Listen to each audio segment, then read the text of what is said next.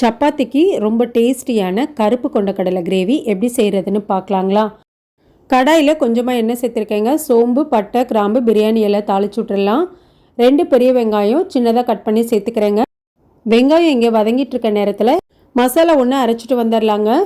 அரை துண்டு அளவுக்கு இஞ்சி, 4 பல் பூண்டு, 7 அளவுக்கு முந்திரி பருப்பு சேர்த்துட்டு நல்லா மைய அரைச்சிக்கலாம். 2 தக்காளியும் சேர்த்துக்கலாங்க. இப்போ இந்த அளவுக்கு வெங்காயம் வதங்கினதுக்கப்புறம் மிளகாத்தூள், கரம் மசாலா, தேவையான அளவு உப்பு சேர்த்துட்டு நல்லா வதக்கி விட்டுக்கலாங்க. நம்ம அரைச்சி வச்சுருக்க அந்த பேஸ்ட்டையும் சேர்த்துக்கலாம். 1/4 டம்ளர் அளவுக்கு தண்ணி சேர்த்துட்டு நல்லா எண்ணெய் பிரிஞ்சு வரணுங்க. மசாலாவில் இருந்து கருப்பு கொண்டக்கடலை 200 கிராம் அளவுக்கு வேக வச்சு எடுத்து வச்சுருக்கேங்க. இப்போ அதையும் சேர்த்துட்டு நல்லா ஒரு தடவை கலந்து விட்டுக்கலாங்க.